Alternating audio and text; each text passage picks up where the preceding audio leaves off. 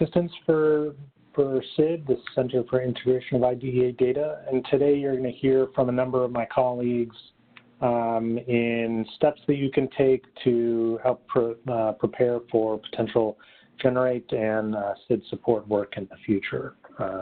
So I want to go to the next slide, Travis. Before we get started, just a reminder, today's webinar will be recorded and we'll distribute the recording to you and your colleagues after the call. Certainly, if you have questions, please use the chat or QA box on the right-hand side of your screen, as your phones will be muted during the call. If we have time, we'll try to open it up for questions and discussion later on in the call, but certainly if anything specific comes up during the presentation, please use the chat or Q&A box, and we'll try to answer those as we go through the presentation. Feel free to put state-specific questions or questions specific to your state in the box. If we don't get to it or it seems too specific, we may handle that offline, but please feel free to let us know if any and all questions that you may have within the session. So with that, I'll hand it off to Sarah Geldart, and who will kind of walk through the agenda and who else is presenting today. So Sarah, go for it. Thank you, Aaron. So today you're going to be hearing from three of us, Sarah Sinani, myself, Sarah Geldart, and Andrea Hall. And we've structured the webinar today so it's basically set up in two parts. If we go to the next slide, I'll give you a quick overview of what we're going to be touching upon. The first half of the webinar is we're going to be looking at the CIID toolkit, and we're also going to be looking at critical steps that you can take prior to CIID TA engagement. So Sarah's going to be walking you through the Part B data system framework self-assessment, the benefits of defining use cases and the goals for integration, and key steps to developing an internal and external communication plan.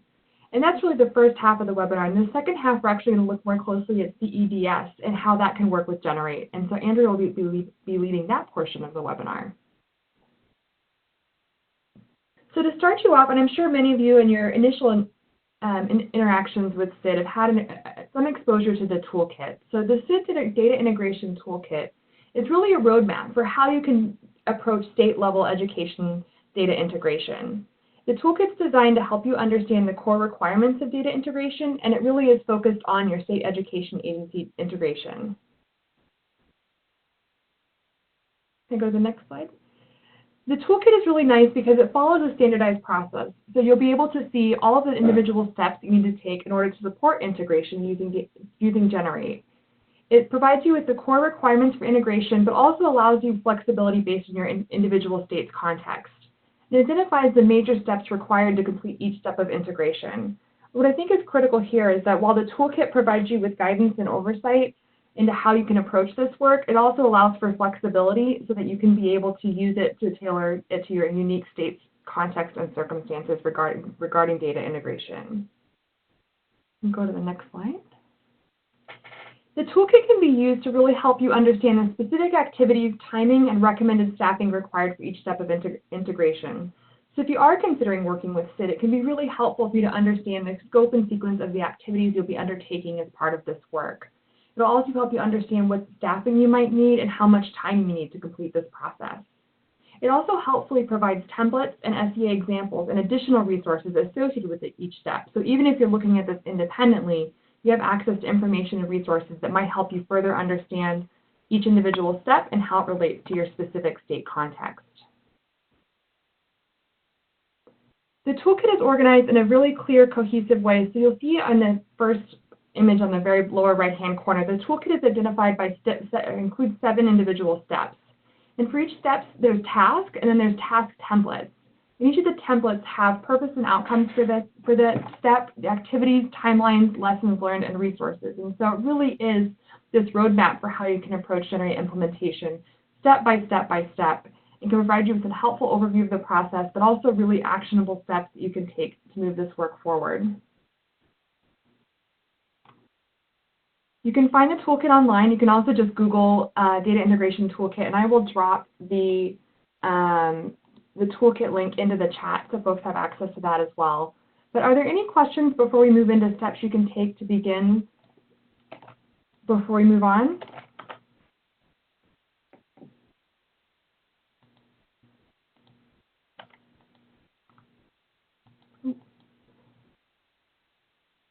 All right. Unfortunately, it's not letting me drop it into the chat. Maybe, Travis, we can share that later on or include it when we share the slides for folks.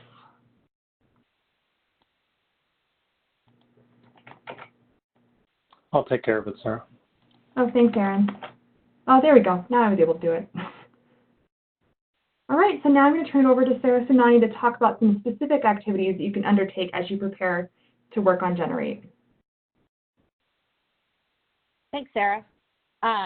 So just as a little bit of an introduction to how this whole idea came up with, we really identified as a primer. This is essentially a primer to our TA efforts specifically around Generate.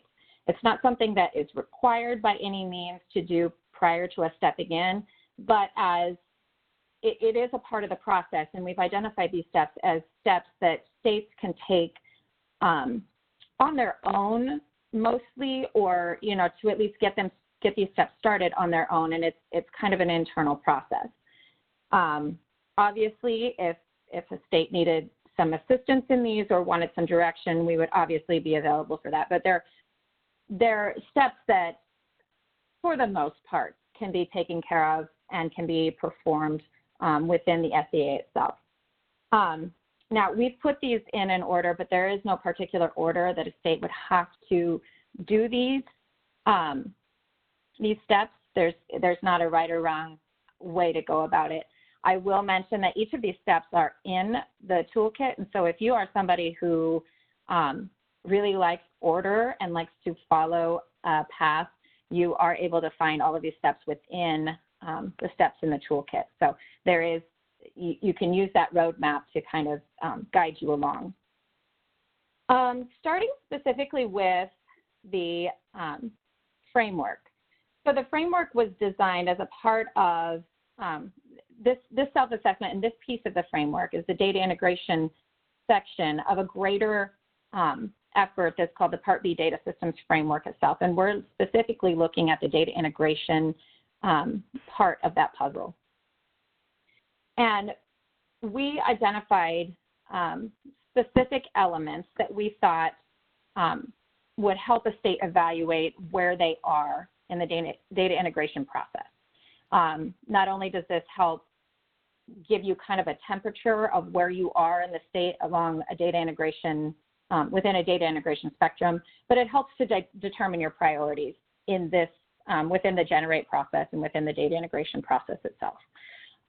We've also identified it as a good tool for bringing a state team together. And by a state team, we mean the program officers, the data folks, your IT folks, bringing them together to develop a plan and a common understanding of the environment at the SEA level.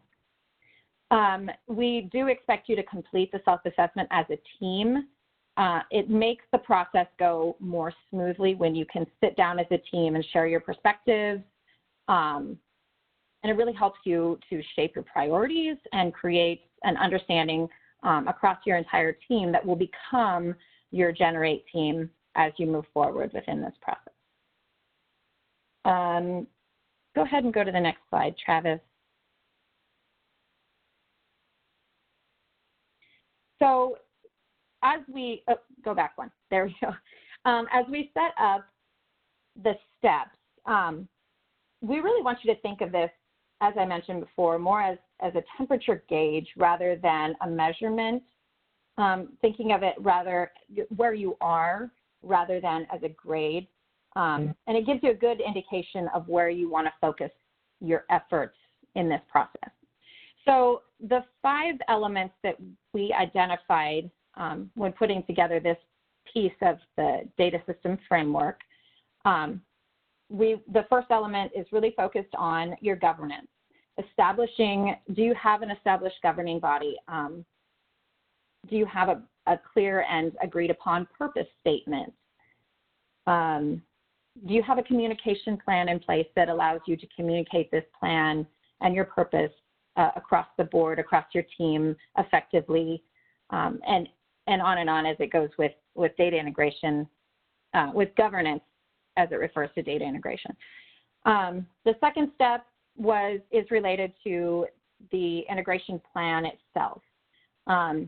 Really developing an agreed upon plan that you can put in place and that will work for each of the teams, making sure you're including, we identified specifically for Generate the IDEA staff, EdFac staff, and an SLDS administrator as people who are must-haves on your team, along with any other content staff, external vendors, internal leadership. And we discover that internal leadership is something that's really, really something that needs to be, is a member that needs to be a part of your stakeholder, especially your internal stakeholder.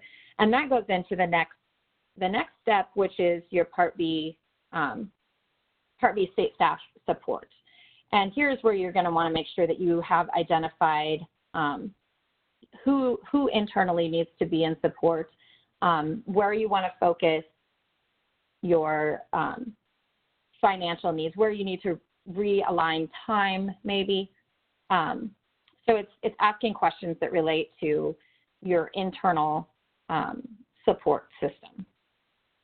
The last two steps are really focused on the process itself. So identifying data elements, aligning your collection calendars so that you know when things have to happen so that you can set up your timeline for the project appropriately.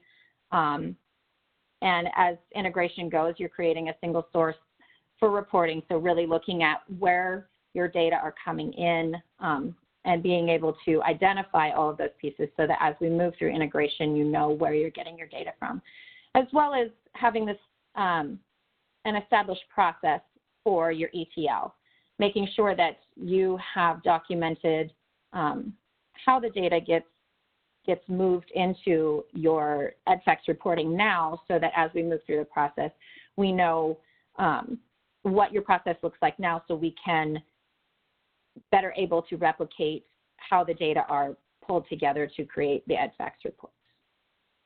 So that's really the self-assessment work. So you're going to be going through this, this temperature gauge, this self-assessment to find out where you are sitting currently and match that up to your plan. And we'll talk about that in the next step. In the use case, you'll create a plan. So match that up with your plan as to where you want to go so that you have a more defined roadmap. If you move to the next slide, Travis, here is a link, and I think Erin just dropped that into the chat. Here's a link to where you can find the self-assessment. And as always, if you start working in the self-assessment, you have questions, obviously we would be there to help answer questions. But we do feel like this is something that, for the most part, a state could gather their team together and work on prior to us coming in. The next step is defining your use case. And this is actually found in step 1 in the toolkit. So here we're asking states to really take a look at why you want Generate to come in. You're gonna be identifying some big questions here to help define the scope of the work that Generate, or that CIID itself, but with Generate will be doing. So, you know, what is your goal? Why do you want to implement Generate? And what is it that you hope to accomplish? Now, a little bit of background on this. One of the first states that we went into, we went in really to introduce the idea of integrating data within the state. And as we started working, it really opened our eyes to the fact that SEAs really need to have a focus or a why question to really garner the support and the sustained interest across the board at a state, and really help define what that project goal is. Without having the why statement or the project goal, you end up getting a lot of people with different ideas of what this project will do. And then it can be kind of torn or segmented, and it makes it really hard to focus on tasks and get those tasks accomplished. So A use case is going to help define the purpose and the scope, and whether there are integration tasks beyond that may be needed prior to Generate coming in. It also creates a common understanding. So everyone on the team is going to have the same understanding of what the goal is, what your current need is, and what you want to accomplish.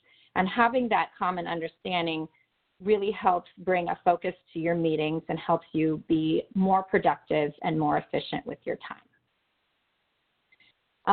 If you hop to the next slide, Travis.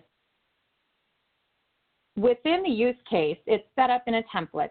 So within the use case, you're going to define the following things. You define a needs statement, which will help identify associated questions. So you'll develop your needs statement, and then it may bring up some additional questions that you might want to answer, or things that come up and you say, you know what, not right now. It's going to look at what data you need, which collections are required, what data you're not collecting but you need to collect. If you have a centralized data collection that gets most of it, but you get additional elements from other places, what do you need to include in your main data collection source in order to create your integrated data set? Also, what stakeholders would be positively supportive or would be maybe adversely impacted or would maybe not be your champions? Your champions. So we have you identify who your champions are and who your challengers would be, who you might need to talk to a little bit more and a little bit more in-depthly about the project itself, and who you can get on board right away and help be your project champion. Also, you want to take a look at your calendars. So we're going to have you pull out your reporting calendar and your collection calendar and make sure that you have an understanding of when data are due, when collections come in, when is going to be a challenging time frame for you to be working on a project, for you to be adding extra additional duties to people. Are they going to be, what does their time look like? What does your calendar look like? When do you have to have things done? Just to be able to document those timing pieces helps when you get into the project to be able to say, the month of July is a great time for us to work, but the month of April is really not a great time for us to be adding additional duties. Or, we need to have our first round of testing done in March so that we're not bumping it up against the April timelines, just so that you can identify when things are due so that you have a better understanding of your own project timelines. And again, going back to your stakeholders, identifying not just those people who would be positively or negatively or adversely impacted, but also, again, those champions and challengers, who's going to be your advocates, who are you going to need to sell the project a little harder to, or, really listen to what their negative thoughts or what their internal challenges to the project would be. Okay, I think that here's the link, and we'll pop that in the chat as well, the link to where you can find the use case template. And within the template, it gives you some guiding words, some guiding statements as to what we're looking for in each of those spots. But again, we are here to help guide you along that process should you have questions as you're in there and filling it out. Okay, the last step that I'm going to talk about specifically, and then we'll move into the fourth step that we've identified with Andrea and CEDS. But the third step that I'm going to talk about is the communication plan. And this goes along with the other two steps in once you've got your goals, your why set out, your goals set out, and you've created your use case, you're really moving further into the project. And now you're going to start identifying your stakeholders and team members. You're going to look at look at how often you would like to meet, identifying who you're going to contact, when. So if you have an issue and you need an escalation plan, like who is on that escalation plan, who is responsible for what. So you start identifying some of your roles and responsibilities, but here you're really just getting the names of the people who are on the team, how to contact them, what's the best method for contacting them. Do they respond best to an email or a phone call, or are they better to talk to in person, so a meeting would be better with them? And then as you're developing your project plan, really the frequency of this contact. Are you meeting with your team monthly? Are you meeting every other week? Are you meeting in person once a month and maybe sending out a project update twice a month or on the other week that you don't meet? And really we're asking here to make clear documentation of your procedures and expectations and make them available to everybody on the team and have them available so that as you get new members on the team, you have that available. This is really a step that helps maximize your use of time rather than trying to figure out who to contact when and when they're, who to contact and who is responsible for what piece of the project or when you'll meet. You have it all documented so that it's clear to everybody as a part of the project. Travis, if you hop to the next slide. Here are some of the things that are within the communication plan, but things to consider when you're building it. As a part of the communication plan, you want to include regular updates to senior leaders. Are they going to, if they're not going to be involved in each of your in-person meetings or each of your phone call type meetings, your verbal communication, what kind of updates are you going to give to your senior leaders? Same goes for external stakeholders. What kind of updates do you give your external stakeholders? Considering your political environment within the SEA as well as outside of the SEA. Who needs to be in contact? Who do you refer if somebody calls in asking for updates from an external political affiliation? Who do you refer them to? Who is your spokesperson to talk to external folks? That all needs to be included in your communication plan. And really be thoughtful about who should be engaged and to what degree. Oftentimes you'll have people in senior leadership who want to be a part of the project, but they really don't have the time to give to weekly meetings or weekly emails. Their inbox just gets bombarded and they can't possibly read all of them. So if you have a designated time that you're emailing them, or maybe they really want to be engaged and they want to be a part of every decision. But these are things that you need to line out in your communication plan so that they're clear and so that there's no question. And as you go along, if you need to adjust the communication plan, you adjust the communication plan.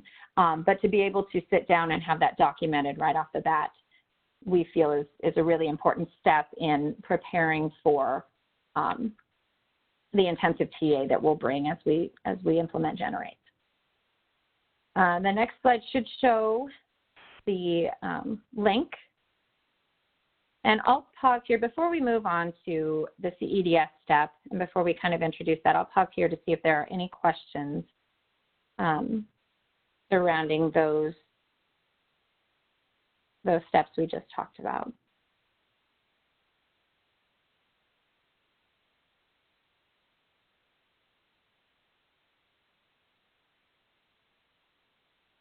We do have a question in the chat or in the Q&A box that I think Sarah, just in terms of, I know you said that this typically would occur at the beginning in, say, what we call step one of the toolkit.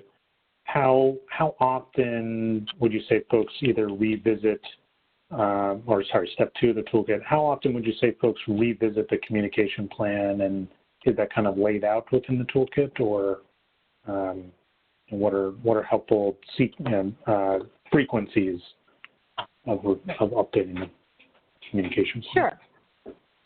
Sure. I will say that it's I believe it's laid out in the toolkit, just recommendations on revisiting the communication plan as often as you need to, as often as people come and go within the project.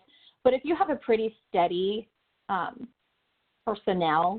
personnel within your project, I would say revisiting the communication plan at minimum quarterly, just so that you can make sure that you're adjusting as the project goes along. Because I know from my own experience in the projects, we would start the project off talking monthly, and then as we moved through the project, we needed to readjust that because we found that we needed to communicate more often. So we moved it to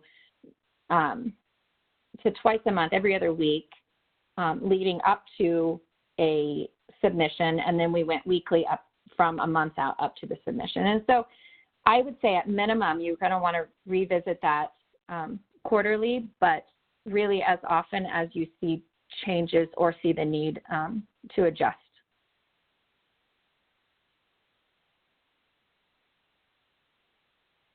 Great. And then one other clarifying question that came in around actually the use case template. Is this similar to a purpose pitch or a purpose pitch document? So I'm guessing that the participant means using the use case template. Is this sort of outlining the reason for and the impact of using Generate or integrating your data within your state? Have you done that previously, Sarah? Can you talk about how you've used the use cases in some of the other states that you've worked with previously? Sure. I would say absolutely. The use case is really to help the team identify what their goals are. But when you look at the project itself, if you have some challengers, there's some people you need to approach to pitch the project to get funding, or to get, funding's not really to get time set aside. So if you need to go to your data department and say, I need some time from A, B, and C developers or whatever, it is an excellent resource to use as a pitch, because you're really going to line out your goal, your hopes for achievement, who's going to be involved. It's really your pitch is really a good name for it. It's a really good way to be able to put everything together that this project is going to be and what your hopes are to come out of it. In the 2 states that I've been involved in, we haven't had to use this. We had our leadership involved right away as a part of that, but I can see it being used for that purpose very easily. And I would just add to that, in addition to it being sort of a document that you can use to advocate, yes, for resources, time, staff, and leadership attention, it's also a simple document that's helpful to ensure all of those current stakeholders on board have a common understanding of what the intent of this project is from the beginning, so there is no confusion moving forward, and that people understand the potential benefits or impacts of this work, and there's no misinterpretation at the forefront, not just using it to advocate, but also to ensure everyone's on the same page. So. Yes, sorry, Sarah, absolutely. Thank keep you. going. Yep. No, thank you. That's an excellent description of what we had intended the use case to be used for. Okay, if there are no other questions, the 4th step, and it's really several steps, Andrea is going to introduce and talk about CEDS and how we use CEDS within the Generate process. But one of our major steps, and Andrea will go through this, is mapping your data into CEDS. Because we use the CEDS platform for Generate, it's important to have the data mapped through CEDS. And so Andrea is going to talk to us about what all is in CEDS and about mapping and the other elements that are included. Well, thank you, Sarah. Good afternoon, everyone. My name is Andrea Hall, and I'm the Technical Assistance Lead for the Common Education Data Standards, or otherwise known as CEDS. And today I'm going to give you a high-level overview of how CEDS can help you prepare for Generate. So the first thing that must be understood is, what is CEDS? Well, the Common Education Data Standards is sponsored by the National Center for Education Statistics. It is a community-driven and built P20 through workforce standard that defines unit record level data elements in the education space. EDS is nearly 10 years old, and it contains over 1,700 elements. It contains tools such as Align, Connect, and MyConnect, and those help you explore the CEDS elements and how those elements align with your system. CEDS is also a physical data model for storing unit record data. So you could think of CEDS as a first step to beginning a Generate implementation. Since you will be transforming your data into CEDS, you must first align your source systems to CEDS. And that is why one of the first things the CIID team has the state do is identify the source systems and then create a CEDS align map. And that align map provides information to developers for where to retrieve the data and how to align the option sets. Next slide, please. Thank you. So for pre-generate activities, this is the general path that the work will follow. So first, you identify your data sources. Where are the data that you need to report? Next, you create data dictionaries for those data sources. Then you upload or input those data dictionaries into the Align tool as maps, and then you align your data elements to CEDS. Then you find the CIID Generate connection that has already been built for that EdFacts report, and then you run MyConnect against it. And MyConnect is a gap analysis report that compares the elements from the CEDS connection to the map that you've created. So along this path, the primary responsibilities for the state would be to identify the data sources, create the data dictionaries, and align the data elements to CEDS. And since Generate is built off of the CEDS data model, aligning your elements to CEDS is the starting point. That way the development team knows where the data reside in your systems so that they can migrate them into the correct database tables in Generate. So let's go to the CEDS website to see what this process actually looks like.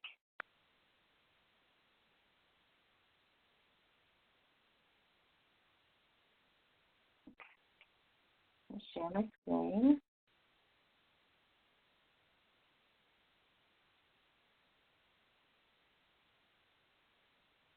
Okay, so this is the home page in CEDS. The home page links to different pages in CEDS. So we have pages for IT developers, data stewards, researchers, CEDS coordinators, policymakers, and practitioners.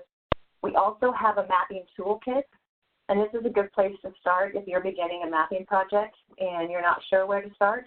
You can come to the mapping toolkit, and there are a lot of resources in these different books that can help you. Like book 1 is preparing for the mapping project, and it goes all the way through mapping, quality assurance, validation, and sharing. This is also the menu bar at the top is how you would access the different tools in CEDS, like Align, Connect, and MyConnect. So the easiest way to begin aligning your systems to CEDS is to begin with smaller data sets instead of trying to map your entire system. So for example, if the first report you plan to produce from Generate is child count, then focus on the specific elements that are required to build that child count file. So for this demonstration, I've already created an Align map that includes the data elements needed to run child count, and I've aligned them to CEDS. So I'm going to show you that map. I'm going to go to Tools and Align. And I'm going to click on Manage Map. And the one pre-generate map is what I've created for this training session or this demonstration. So I'm going to just click on it to select it. And this brings up the Manage Map page. And from this page, you can update your map information, you can align your elements, and you can also run various reports.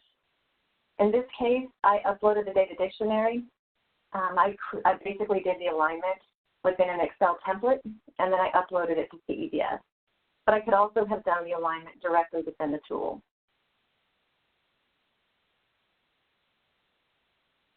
So if I wanted to do QA or review the data elements that I've entered or that I've uploaded, I can go to Data Elements, and I can look at each individual element on its own. So I can click on Align Element.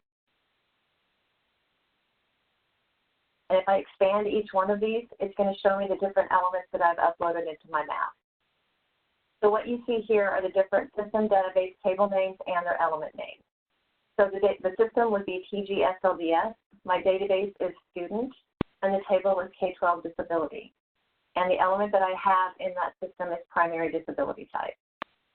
If I wanted to drill down into this element, I could click on it, and this is going to take me to the Modify Element for Map page. And so what you see here on the left, this is all the information from your data dictionary.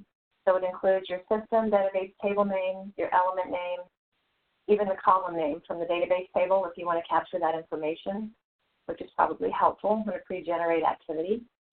The element definition, granted this is not a required field in CEDS, however, it's extremely important that you enter this information because that's how you're going to understand which CEDS element you want to align to. You need to understand what the definition is of that element. So my element name in this case is primary disability type. If I were to scroll down, I'm going to see all the different options and descriptions for primary disability type in my map. This is all the information that relates to the state. And then in this case, I have aligned primary disability type in my map to the primary disability type in CEDS. If I wanted to add a new element, if I didn't want to do the upload template and I wanted to just enter my elements on the fly, you can click on this Add New Element button, and it's going to bring up a brand new screen for you. It will automatically fill in your system, database, and table names, but then you can enter your element name and the rest of the information on the fly. Another way to do QA on your alignment process is to run the data dictionary plus the EDS info report. And to do that, you'll go back to your Manage Map, and you'll go down to Using Map, and you'll click on View Reports. And when you run this report, you just need to click on it, and you're going to see a list of the source data elements and their alignment to CEDS. So what we see here is the map element name. This is the information from your system. It aligns to this CEDS element, and then it describes how well the element aligns to the definition in CEDS and how well the option sets from your element align to the option sets in CEDS. This is all great, but you might be wondering how I identified the data elements for my map.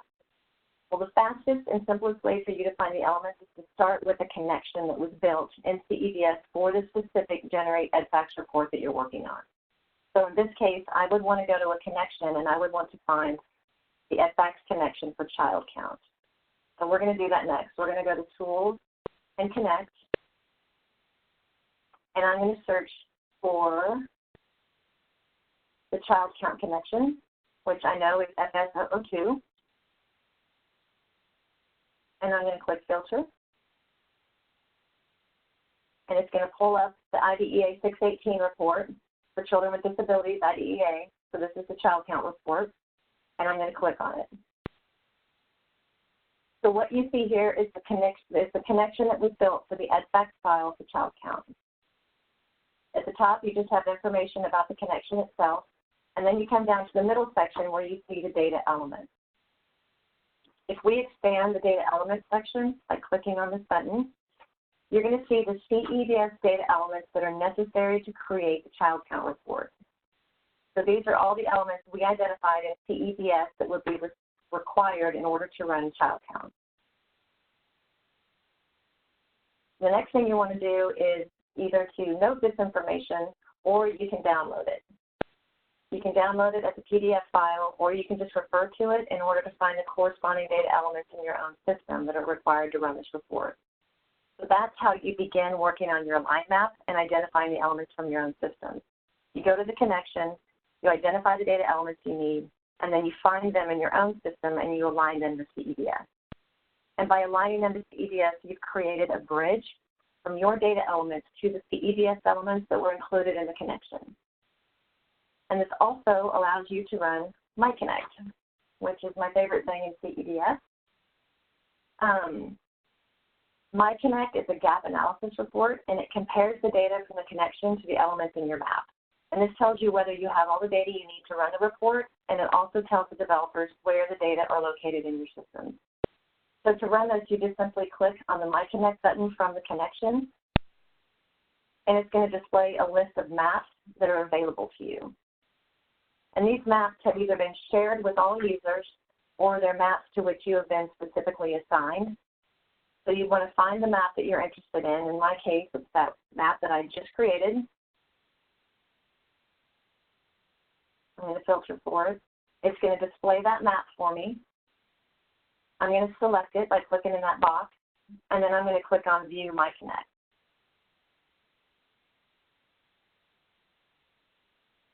And what this is going to do is it's going to line the elements up from the CEDS elements that were in this connection. These are the ones that we saw earlier in this connection. And it's going to compare them to the elements in your map, that map that you created, that align map. These are the elements that we created in that map. So as you can look, this is pretty close to a perfect world. Everything matches. It's generally not going to be that way. It could be, but we do have one element that's not a match, and that is birth date. So that's what's missing from your map is the birth date. So if you, for instance, had created a map and you entered birth date, but you didn't align it to CEDS, you're still going to see this no corresponding element available in this map. If that element actually exists in this map, you can click on this link, and it's going to let you align it on the fly. If it doesn't, which in this case it doesn't, then you need to go back to your systems. You need to find out where you're collecting birth dates. You need to add that to your map, and then you need to align it to CEDS. So MyConnect basically tells the developers where your data are in your system so that they can migrate them into the correct location within the Generate database tables. And that's in order to produce the child count report for your state. So I've briefly and quickly gone over Align Map, Connections, and MyConnect. So just to recap, for pre-generate activities, first you identify your data sources, then you create your data dictionary, then you align those data dictionaries to CEDS, and you compare them to the CEDS EdFacts connection using MyConnect. Now, I'm not sure if this seems easy for you or difficult for you. I don't know how everyone in the room is feeling at the moment, but regardless, you're not alone. When you do this, the CEDS team and the CIID team are here to help you.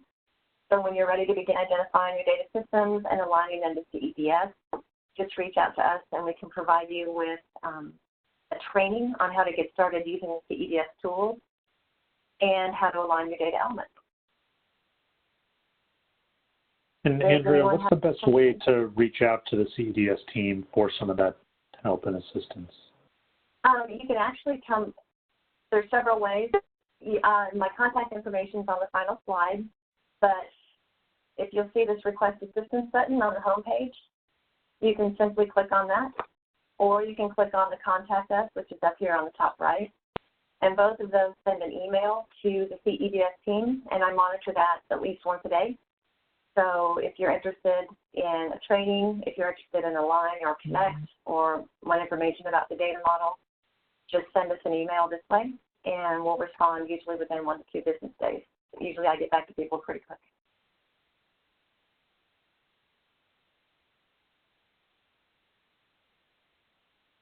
Are there any other questions?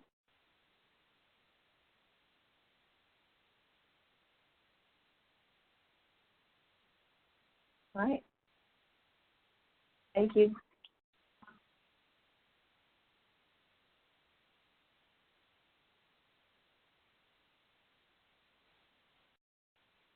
Yeah, thank you, Andrea. I know that as we've gone through the project, the CEDS piece has been, it is a major part of the Generate process. And so the more familiar you are with CEDS and really just even just the names within CEDS of what everything is really important. And the one tool that we have found the most critical, aside from just mapping your data, is becoming familiar with the MyConnect piece to be able to do that gap analysis. So after you've run your mapping, to make sure that you have all the elements identified, and if there are elements that are needed for a particular map and you don't have them within your data system, it's a way for you to be able to document where that data comes from if it's not coming from a particular data system that you have. And along with that, being able to go in and look at the connections that have been created for each of the EDFACS reports gives you a chance as you're doing your mapping to look and see where CEDS has mapped or is pulling the data, what their element is that's identified for that particular data collection, and it gives you an idea of where to map your data if you're unsure. So familiarize yourself with CEDS, and it will help you in the long run within the Generate project. Thanks, Sarah. So that ends our formal presentation. We have some time left for questions. We'll share our contact information at the end of the webinar, but what other questions do folks have as a result of the information we shared today?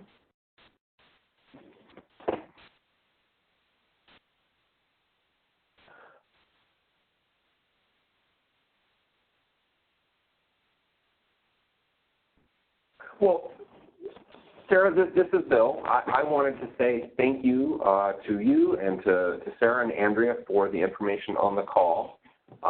You know, as we await opportunities with new funding for CIID and working to put that in place, and you know, we have states that are very interested in moving forward with Generate. The opportunity to learn about some of this information and things that can be done, and in the meantime is valuable. So thank you all, and you know, knowing that different states are in different places, whatever questions we can address, please let us know. Thank you, Bill.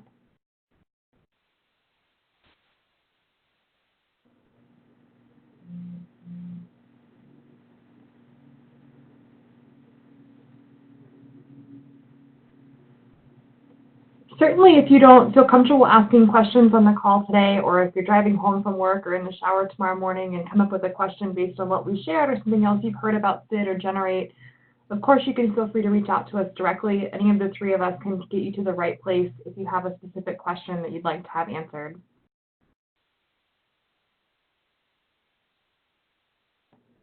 You don't have to know who to reach out to, just reach out to one of us and we'll make sure you get the right person.